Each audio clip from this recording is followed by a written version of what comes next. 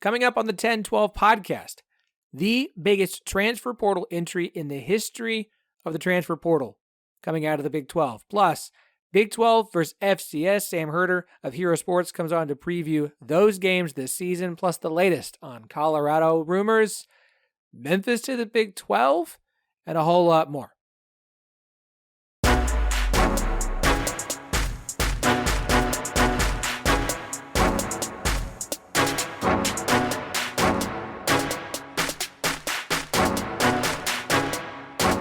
Welcome to the 10-12, the podcast that covers all 10 teams in the Big 12 Conference, plus BYU, Cincinnati, Houston, and UCF.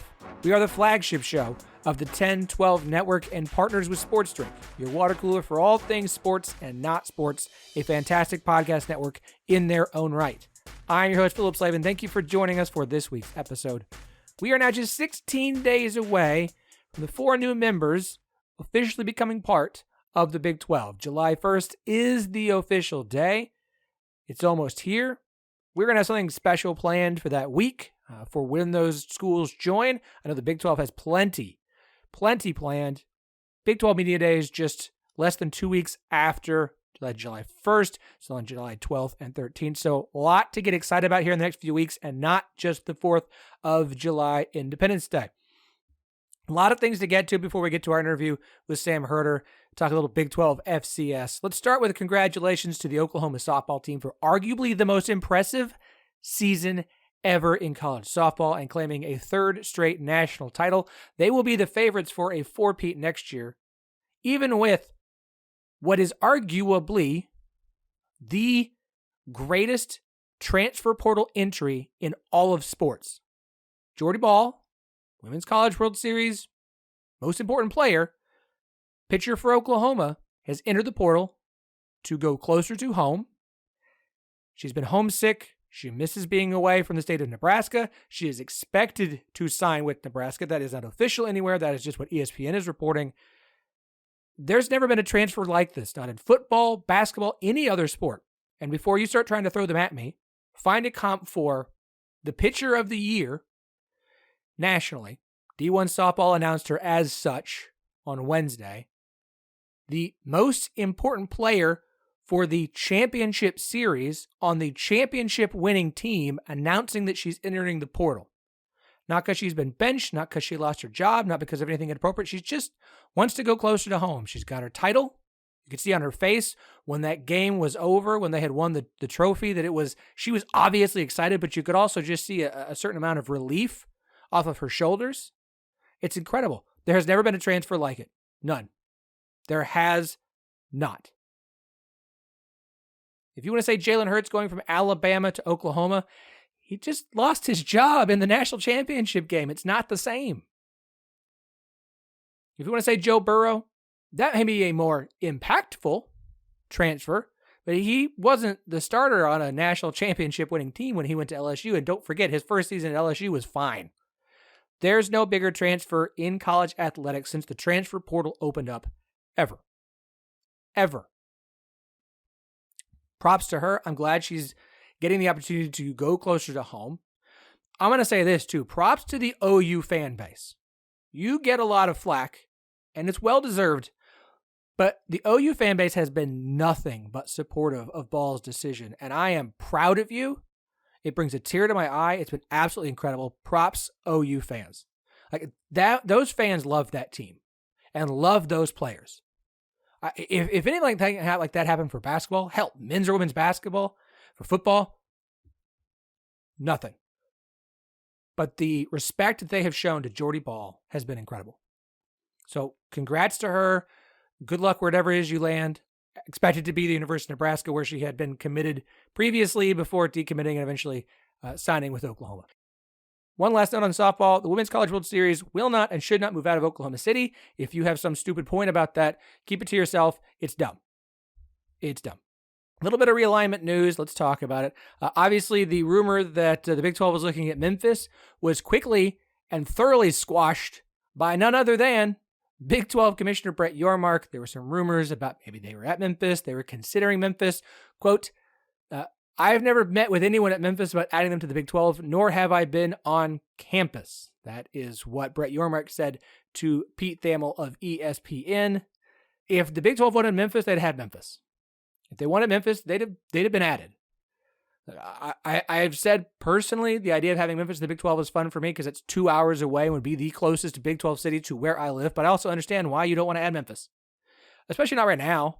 Your focus is on schools in the Pac-12 that may or may not leave, or UConn, which whatever. Like, if Memphis is not a priority, I buy it. I can't imagine Brett Yormark's like, let's go check out Memphis. Got a lot of things going on. I understand the basketball side of things, but your focus right now is bringing 4 schools in, poaching schools from the Pac-12, Pac-10, whatever you want to call it. That's the focus. I don't think there's real interest. I don't. That doesn't mean that there won't be eventually. That doesn't mean that once Memorial Stadium is upgraded and better and maybe Memphis is successful again and they get basketball turned back around and they make a lot of changes about how they run their athletic department. It's not really a real commitment at Memphis to athletics. Maybe we get a few things changed, then they'll be considered down the line if the Big 12 looks to expand. But they are not at the top of the list. I would be highly shocked if they were anywhere high on the list. Colorado. Can we just say that Board of Regents meetings and tracking those and seeing when they pop up on the schedule for realignment, it's kind of like flight tracking for coaches. Oh, we got it. Let's track this. Oh, there's a flight from Mississippi to Oklahoma. Oh, there's a flight from South Carolina, Oklahoma. Tuscaloosa to Austin. It could be, is the coach coming? It's the same thing. Colorado Board of Regents will hold a special board meeting on Monday, June 19th. They had a meeting, I think, for last Friday that was canceled. They now have one set for this coming Monday. The agenda will be available online. It's a 30-minute meeting. I am in the Give 'em Hell Brigham's Discord. They're talking about it in the Realignment channel. Jason Shear, who, of course, covers Arizona for 247, has been one of the more it could happen and might happen of the Pac-12 people, putting out a tweet about it. Maybe they'll announce that they're going to vote on this. Maybe it'll be Monday. Here's the deal. Okay, I have 2 episodes in the can, ready to go, so that I can just take like a week or 2 off. And one of those weeks is going to be next week. I said, okay, I've got a great interview ready to go. It's already pre-recorded. It's saved. I'm going to put it on the schedule for next Thursday. It's going to be a great episode. I'll probably do the other one July 4th week, just because it's a holiday week. It's going to be a little busy. Which means absolutely that Colorado will vote on Monday to leave the Pac-12 and head to the Big 12. That's exactly what's going to happen. So I'm going to go ahead and schedule it tomorrow, have it on the schedule, make plans for next week to just take the week off from making some new episode, and it will happen, and I'll have to scratch the whole thing and do something else. So I'm happy to do that. It's about the only thing that would convince me to hop back behind the mic next week and not enjoy a week off, while still making sure that you guys have some Big 12, 10-12 in your ears next week. We will see what happens. I hate following this stuff. I just want to, can we just get it done? Either announce you're coming, Colorado, Arizona, whoever, or get a contract signed. Just get it done. End of the month, this week, next week, just make something official so that we can be done tracking this. I know it's supposed to be good for numbers. I know that there's people who cover the Big 12 who are killing it with this stuff and it's doing great numbers for them. I'm tired of it. I'm ready to be done. I'm ready to talk about it in a whole different way. Either they are or they aren't, and be finished with this and start focusing on the season. We haven't been able to talk about football. Yes, we've had some fantastic guests. Kelly Ford has been on the show. If you haven't listened to that episode, Joe Broback has been on the show. You listen to that episode. Some great college football Big 12 preview talk. But if you look around, we aren't getting to talk about football at this point the way we used to. And it's not just because realignment is choking up the airwaves and everyone's attention. There's still teams looking for guys in the portal. Like, rosters aren't even set, and it's June 14th. Last year, we started doing position group previews in like May, and it's June, and I'm like, better wait Better wait till July to get started on that. Don't want to start those. And then a defensive lineman gets added. That's some big impact transfer. Now, I don't think there's anybody left in the portal who's going to be a big impact transfer for any sort of Big 12 team as far as anywhere on the roster. I think I could probably go ahead and safely start doing those. But still, like, it's part of the reason I've been waiting. Because it's not set in stone yet. It's not. I'm ready for football. I'm ready to just focus on football. The football season, what is going to be the most incredible and exciting and unprecedented Big 12 college football season ever that has ever been. I cannot wait to get into it. I also can't wait to get into the Oklahoma State joggers that I am absolutely going to buy on Saturday because home field's got updates for Oklahoma State and Kansas State. If you haven't seen the full Kansas State thing, they posted it on Instagram, whether they're supposed to or not. They did. There's a kid's shirt. There's a kid's shirt for Kansas State fans in the Kansas State collection that's coming out. Oklahoma State's got the quarter zip. I am a quarter zip fan. I don't like pullovers. Like, I don't like hoodies. I'm not a hoodie guy, but I love a good quarter zip. And there's a 80s throwback OSU logo quarter zip that I'm really excited about. There's a shirt my wife likes that I'm going to have to get for her. They're joggers. They finally are going to put out old Oklahoma A&M Aggie Pistol Pete joggers. I'm going to spend so much money I don't need to spend. And of course, the Kansas State gear is incredible as well. Man, they just do an incredible job with Kansas State. And I fully expect to see Jerome Tang wearing every single piece of the collection during the duration of next men's basketball season. So, you know the drill. Promo code NETWORK12, NETWORK12 gets you 15% off your first order. Those both go up on Saturday. Go check out homefieldapparel.com on the website. Go check out their Twitter. You can get teases of all the stuff that's coming out. It is absolutely incredible. Don't forget the Oklahoma and Texas updates. We're just last week. So we had OU, Texas. Now we have Oklahoma State and Kansas State. Just great stuff. Great stuff. Congrats to TCU, who is in the Men's College World Series in Omaha. They get started on Friday against Oral Roberts. I'm actually wearing my Script Frogs t-shirt from Homefield Apparel right now. I'll be rocking some TCU in honor of them on Friday. I love the frog and the pimp coat with the pennant t-shirt. It's just one of my favorites still. I love it so much. I'll probably wear that on Friday to work. I don't have any meetings. I think that'll work. So don't forget, Network 12, 15% off your first order. Homefield Apparel. Don't forget those new collections on Saturday. Sam Herder, Hero Sports, Big 12 versus FCS. I'm thrilled for this one. It's an interview I enjoy doing. Let's get to it. I'm Sam, and I co-host the Scott and Horn podcast, the known universe's first Houston Cougar sports podcast. Every week, even during the offseason, my co-host Dustin and I come on and talk everything current as it relates to the Cougs, and every so often, we'll bring on UH luminaries like Carl Lewis, Kellen Sampson, and a number of other fantastic Cougar voices. And as proud members of the 10-12 network, we also find the time to talk about our future conference and future opponents in the Big 12 as well. If all of that sounds even a little bit interesting to you, we would love it if you subscribe to the Scott Holm podcast on Apple, Spotify, and everywhere else you put podcasts in your ears. That's podcast spelled P-A-W-D cast, because the two of us hosting the show are nothing if not big dorks. So thank you, and go Cougs.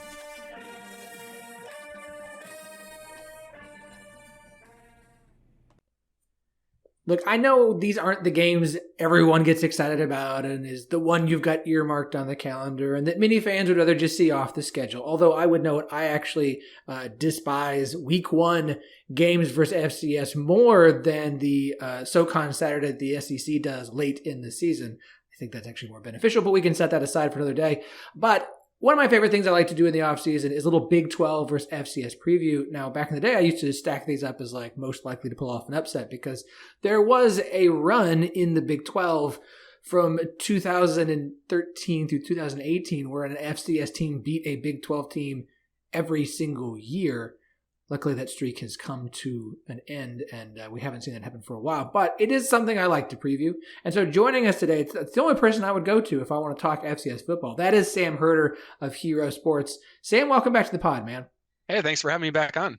Absolutely. Seriously, though, like when it comes to FCS football, you do an incredible job. Hero Sports does a great job. It's a pleasure to have you on again. Yeah, I appreciate the kind words. And yeah, these matchups are interesting to talk about. Not necessarily, like you said, these might not be any upsets on this year's list, but it is interesting to talk about these matchups and the whole FCS versus Power 5 debate, should it happen, shouldn't happen, should these games be scheduled, that's been, heated up quite a bit in the last year. And so just always interesting to talk about. I'm not going to argue with anybody who doesn't want to watch Power 5 versus FCS games. I understand why they exist. I'm perfectly fine with them existing. I get it. I'm not going to argue against them. People want to schedule them. Go for it. Like I noted, the Big 12 is the only Power 5 conference without a loss to an FCS team since 2019. Going to hang our hats on that one. Not the SEC, not the Big 10, not the Pac-10, 12, whatever. Not the ACC. The Big 12 has not had one. But that was an interesting run. 2013, you had Iowa State and Kansas State both losing. 2014, Iowa State. 2015, Kansas. 2016, Iowa State. You notice some repetition here. 2017, Baylor. And 2018, Kansas. A lot of North Dakota State, Northern Iowa, folks.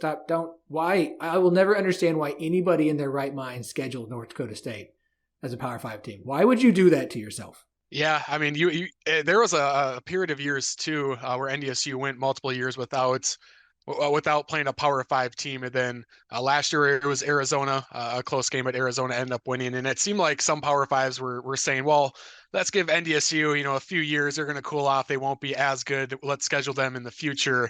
And then Arizona had a really close game. I believe Colorado is coming up soon next year, and then Oregon is down the road as well. They were supposed to play in 2020, but that got pushed back to a later year because of COVID. Yeah, that one was, people were talking about that game a lot in the offseason. That's something to keep an eye on. Well, we are here today to kind of preview the Big 12 versus FCS games for this coming season. There are 11 such games, and we're going to go in kind of a reverse order of least interesting to most interesting. Interesting can be a number of different things, whether you think it'll be a close game, whether there's something about this matchup that's intriguing.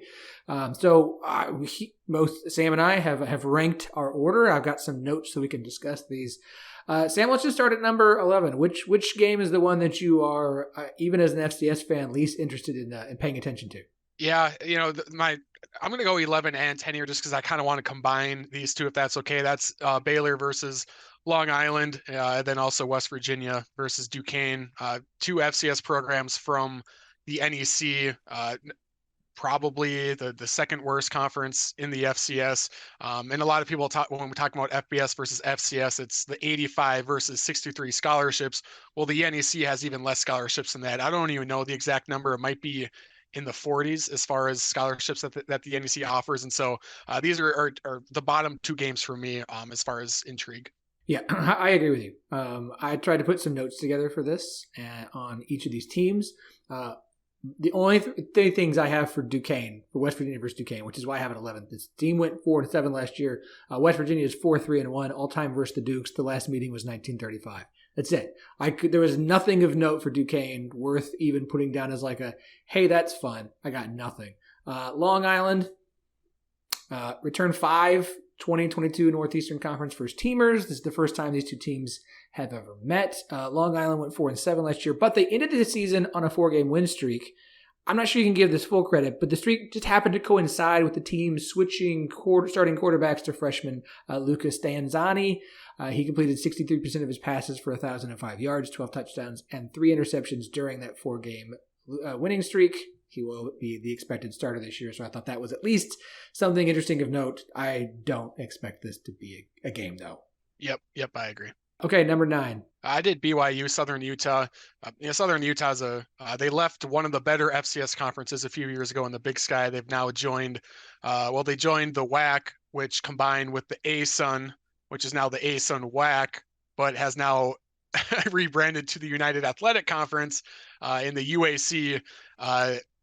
They kind of made storylines last December that they want to jump up as a whole to the FBS, which us in the FCS are basically saying, yeah, that's probably not going to happen. But anyway, Southern Utah is not, they're a below average team in the United Athletic Conference. I do like our quarterback, Justin Miller. He's a multi-year starter, so he's a solid player, but, SUU, it just isn't, necessarily on the FCS top 25 radar. And so I don't expect this to be a very close game. I'll add to that. You mentioned Justin Miller. He was first team WAC quarterback last year. They have 2 other first teamers coming back as well, 5 and 6 last season. This will be the second time BYU and Southern Utah have faced off. BYU is 1-0 all time. I have them at 8. 9 for me was TCU versus Nichols. Nichols was 3-8 last year. It's the first time they've ever met, and they return offensive lineman Evan Russell, who was a first-team All-Southland Conference last year. That's all I got. There's nothing else about Nichols. I was like, okay, cool. This should not be a game. Yeah, and that was my number 8 ranking there. Nichols really took a giant step down last year. They lost their star quarterback Lindsey Scott Jr. to Incarnate Word, and Scott led UIW to last year's semifinals. And without him, Nichols, who wants to be a run first team, and you mentioned Evan, he's a really good offensive lineman for Nichols, multi-year starter, and so they want to be a run first team, but they just didn't have the horses last year, and they went from a team that we consistently saw in the playoffs to, I don't know what the record was last year, but it wasn't very good. And so I don't especially expect Nichols to have a bounce back year either. Yeah, Nichols was 3-8 last year. So, hey, game is going to be played. Okay, number 7. What do you got here? Yeah, I have Texas Tech taking on Tarleton State. Tarleton I think they're in their 3rd or 4th year now as a transition team, transitioning to the FCS from Division II. The team they've competed decently. The thing that's interesting about Tarleton is honestly less about, the team specifically, but more about the program as a whole, because when you look at the remaining teams in the FCS and who's being most aggressive toward wanting to go to the FBS, that top team is probably Tarleton State. They have not been shy about saying, hey, we want to go FBS. We think we're going to be FBS ready, even though they're not even FCS playoff eligible just yet. They have a lot of resources. The stadium upgrade is now, I believe, like 30,000 seats, which in the FCS, that's a pretty good size stadium. And so, I don't expect Tarleton to be a top team. Like, they're also a part of the United Athletic Conference. I don't expect them to be a top team. They'll be a middling team. So will this be a close game? Probably not. But it is kind of a barometer for Tarleton State to see how close, they are to, being FBS ready. And so I think that is what makes this game more intriguing rather than, the team itself. It's more about the overall program of Tarleton and where they want to be in 4 or 5 years. Tarleton got stomped by TCU last year, so now they're going to face off against another Texas team from the Big 12. They do return 2022 WAC Newcomer of the Year quarterback Bo Allen, who threw for 2,836 yards, 23 touchdowns, and 11 interceptions, as well as 5 other first-teamers from last year. Went 6-5, no shocker, first ever meeting with Texas Tech, because, of course, they've only been FCS for a few years. No, I do think it's interesting. Look, Conference USA, they're going to get to 10 teams in 2024. Wouldn't be shocked to see a third Texas team join that conference when it looks to inevitably expand, as everything seems to do. I agree there at number 7. Number 6, I think we probably have the same answer here as well. UCF versus Villanova. Yep, I have that matchup for my number 6. Villanova, they are an FCS blue blood. They've consistently been in the playoffs. They did take a step back last year. I want to say preseason last year at this time, Villanova was right around the top 10, and they ended up barely missing the playoffs. They did beat Delaware in the final week of the regular season, and Delaware was a playoff team last year. Villanova does bring back a decent amount of their players, and so I expect them to be probably better than what they were last year. Kind of a black and blue type physical program. They want to be able to run the ball. They play tough, hard-nosed defense, disciplined defense. But is this going to be a close game? I don't think it's going to be an absolute, beat down by any means. I think Villanova could compete decently, but it's kind of a middling matchup as far as these matchups we're talking about. You mentioned returners for Villanova. Jaron Hayek, if I'm pronouncing that right, was the team's lead receiver. He was All Colonial Athletic Association first teamer. 36 passes for 810 yards. It's 22.5 yards per reception. Dude caught some deep passes and 8 touchdowns. So if you're a UCF fan, if he goes long and gets the deep one, don't be shocked. That's what this guy does. It's really interesting. Yeah, UCF is 1-0 all time against the Wildcats. They went 6-5, as you mentioned, kind of a backwards year for them. I know that you wrote for Hero, but Athlon also has their FCS rankings, and this was among their teams to watch just outside of their top 25. So I do think that one is at least an interesting one. That is at least the most of week 3. We've got 3 of the Big 12 FCS matchups in week 3. Texas Tech versus Charlton, UCF Villanova, and then that Baylor Long Island game. So definitely the most interesting of the week 3 FCS games. Okay, I think our top 5 are the same in maybe a differing order. So who do you have as number 5? Yeah, my number 5, excuse me, is Kansas taking on Missouri State. I think this could be a three-quarter game that goes into the fourth quarter.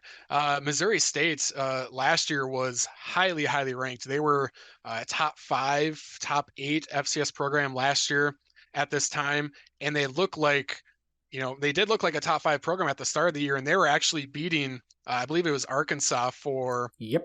Yeah, that game went into the fourth quarter and Mo State was up and everyone was saying, all right, Missouri State, they're a legit FCS title contender. The Bears end up losing and then things just kind of unraveled for there. And the problem with Missouri State last year is they had so many returning starters, but they also added in like 15 FBS transfers and things just didn't mesh at all. And their season just kind of went on a steep decline after that Arkansas game. And this year, new head coach, a young head coach in Ryan Beard, once again, not bringing in as many FBS transfers, but they're close to around 10 FBS transfers coming in. They did lose a handful of guys as well to the transfer portal that ended up going to the FBS. And so just a pretty big roster overhaul, honestly, for Missouri State. They do have some returners coming back, but just a kind of an unknown right now in the FCS. I don't think they're going to get a whole lot of top 25 love, but we've seen teams like Stanford last year that bring in a lot of FBS transfers and things click, and they end up being really good. And so this is one game I think that might not be circled on a lot of people's radars, but I think Missouri State could, this could be like a 21-21 ball game going into the fourth. Kansas fans don't want to hear this. This is not us picking Kansas to lose. This is a whole new Kansas program. But it is at least interesting. Obviously, Ryan Beard, as you mentioned, he was the DC for the last 3 years under Bobby Petrino, who's now the offensive coordinator for Texas A&M. Beard is 33 years old. He's a 33-year-old head college football coach, which is crazy. Kansas is 2-0 all-time against the Bears. This is a Friday night game of week 1. It's technically the second Big 12 game of the season to kick off. It'll kick off an hour later than UCF Kent State. So nice early opportunity to catch Kansas against Missouri State. All right, I agree at number 5 there. Number 4, where are you at? I have K-State versus SEMO, Southeast Missouri State. I really like SEMO this year. I think they can make some noise in the FCS playoffs, potentially maybe a quarterfinal type team. Really good passing attack, some big body wide receivers. Geno Hess is a multi-time All-American for them at running back.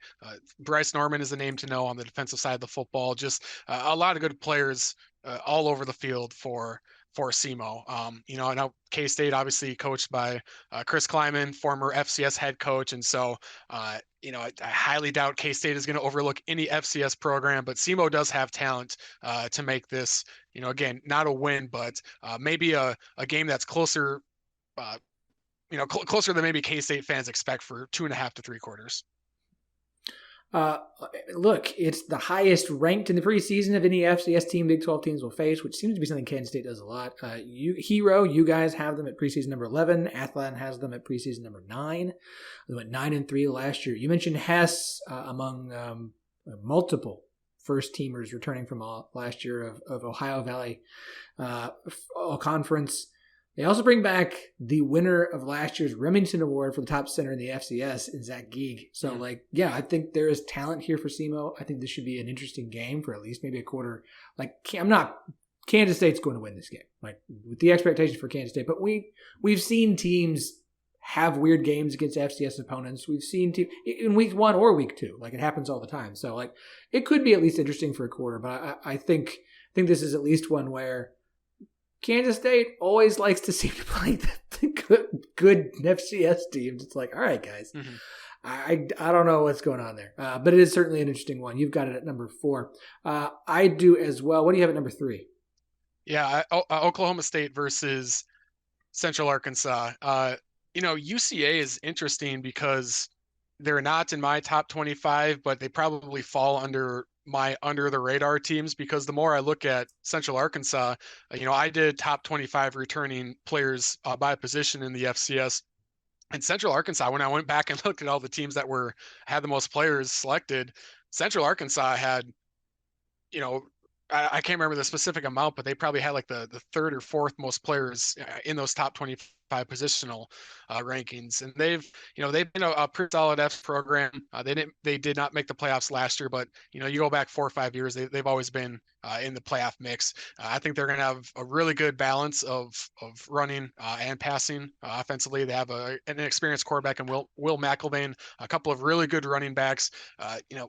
Offensive line in the trenches. These matchups like this, usually in the trenches, the Power 5 team is just going to overwhelm after a while. But, I think Central Arkansas, especially their passing attack, might hit on some big plays, and, maybe it's 14-14 at some point in the second quarter, and things get a little interesting. People pay attention to this game, and then, things just kind of unravel for UCA in the second half. But I do think this is intriguing just because you just look at the individual athletes that UCA has, and I think some of those guys, could have some big games. You guys, like you said, you have them kind of as a team to watch. Athlon had them preseason number 22. It's surprising for as much talent as this team seems to have at the FCS level. They went 5-6 last year. Yeah. They bring back the David Walker, who's a defensive lineman for there, was the defensive player of the year and all conference. They bring back 2022 freshman of the year, all conference, and Will Diggins. Darius Hale, 2-time all conference running back. Like, they bring a bunch of guys back who seem to be very talented. I actually have this as number 2, and part of that is you've got an Oklahoma State team, and I'm not picking Central Arkansas to pull off this upset, but we've seen OSU struggle with their early non-conference games. We've seen them struggle against some FCS teams the last couple of years because they just have trouble getting out of the gate. You're breaking in a new quarterback. You're breaking in a roster that sees a ton of turnover from the portal. You've got a new first-time defensive coordinator. Like, this is an OSU team that just has a lot of questions with the amount of turnover to the roster and obviously a new DC. And they're changing their offensive philosophy a bit to go more 2 tight end sets. So I have this one number 2 because I'm very interested in this game. Number 3 for me, I'm gonna bet we have the same number 1, so I'm betting this is your number 2. Is Cincinnati versus Eastern Kentucky. Is an Eastern Kentucky team that went 7-5 last year. They had one of the FCS over FBS wins. They beat Bowling Green. You guys have them as the number 21 preseason ranked FCS team. Their redshirt senior quarterback, Parker McKinney, who was the ace on Offensive Player of the Year and first team quarterback last year, and his top receiver, Jaden Smith, are both back. Cincinnati, something like brand new coaching staff. I think this Cincinnati's defense still has a ton of talent on its roster, but like whole new coaching staff. Not sure what to expect here, especially on the offensive side of the ball. I have this at number 2 just because or number 3. I think it's an interesting one, though. I really do. I do as well, and this is my number 2 for me. And the name you mentioned, Parker McKinney, that's the main reason why I think this is such an intriguing game, because he can sling it. He's a 6-year senior. He's putting up monster numbers, and I think just when you see a player of his caliber, when he throws for 400 yards and 500 yards versus FCS opponents, that's cool and all, but what can he do against FBS opponents? And he played really well all of last year. EKU played 2 FBS opponents, and they had a close loss in one. And then you mentioned the Bowling Green win, which was a 7 overtime thriller, just a crazy game. And so I think this is intriguing for me because I do think McKinney, I don't know if he'll be an NFL draft pick, but he might be an undrafted free agent type of talent. And the first film that that scouts and teams pop in is, okay, what did you do against FBS opponents? And so I just have a feeling that McKinney, he's not going to absolutely torch Cincy, but I think he might get 250 to 300 passing yards in this one and kind of show how good he is. Definitely an interesting game. And that one is in week 1 as well. All right, so we both have the same number 1. I don't think this should be surprising to anybody. It is Iowa State versus Northern Iowa. I'll just leave with this. Iowa State is 26-6-3 all time against UNI. 3 of those losses have come since 2007. They lost 24-13 in 2007. They lost 20-20 in 2013. They lost 25-20 in 2016. And let me remind you, the last 2 meetings, Iowa State won 16-10 in 2021, 29-26 in 3 overtimes in 2019. Like, this is a series that is consistently close. Iowa State plays this team all the time. It's a huge game for UNI when they get to play it. Like, it's always earlier in the season. Campbell doesn't ever show out for this game. It is always a close and interesting game to watch. Yeah, I think this is going to be a close one. I really do. And it seems like Northern Iowa is either playing Iowa State or Iowa every other year. And I think 2025 or 2026, Northern Iowa is playing both. They're playing both Iowa State and Iowa, which is interesting from an FCS perspective because you don't want to.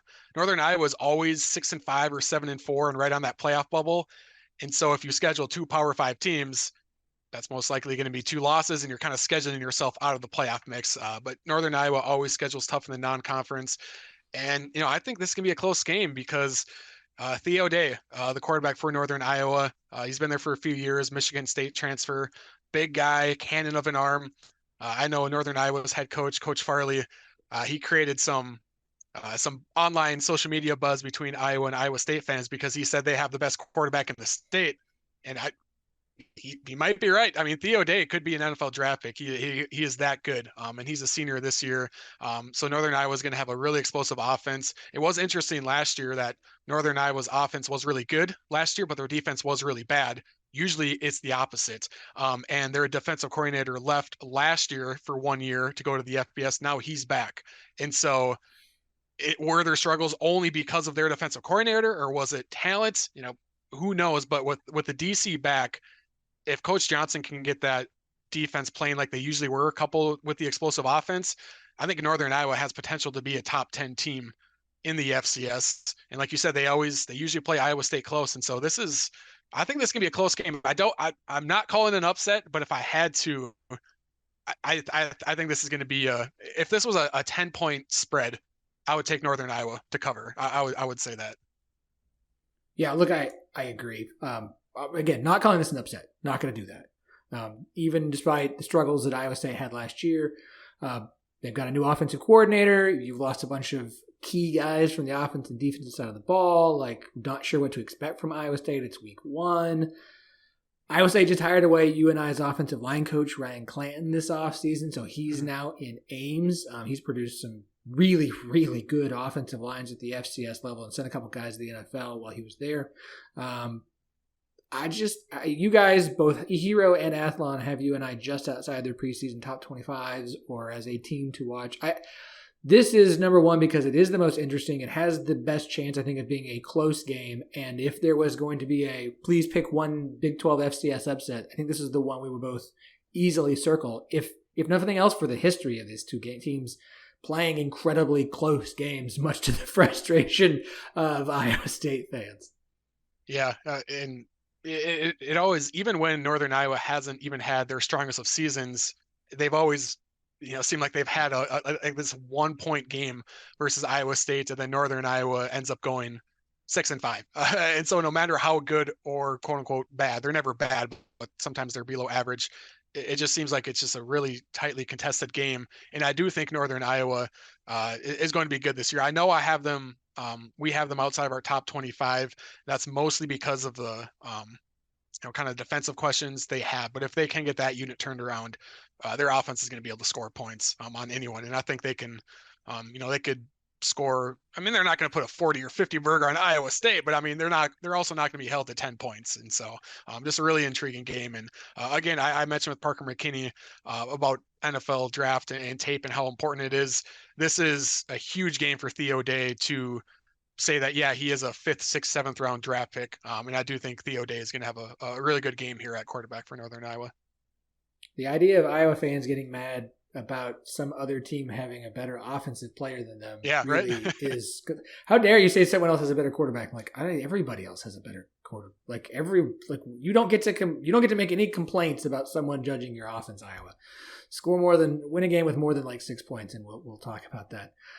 Sam, as always, it's an absolute pleasure. I look forward to these games for some strange, sick reason because I think we all love a good FCS over FBS or worse Power 5 game. It's just one of those things that it's kind of like I'm just going to keep an eye out for. It's kind of fun to poke at a team when that happens. Glad it hasn't happened to a Big 12 team in a while, and I hope the streak continues.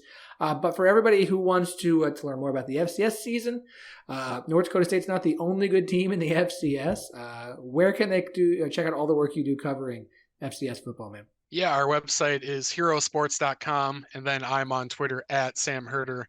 FCS. And so you can find, all of our FCS coverage. We don't do any Power 5 football covers, but we do some FBS Group of 5 coverage. And so any G5 football fans out there, you can also find G5 coverage on herosports.com. Yeah, you guys, I love what you guys do there at Hero. I think it's super neat.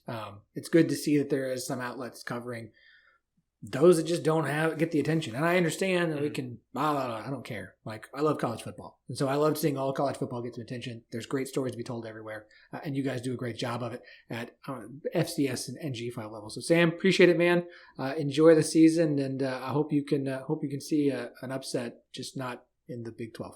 Yeah, elsewhere we'll probably see some, but this list of FCS versus Big 12, probably not this year. Okay, before I let you go, then I've teed this up.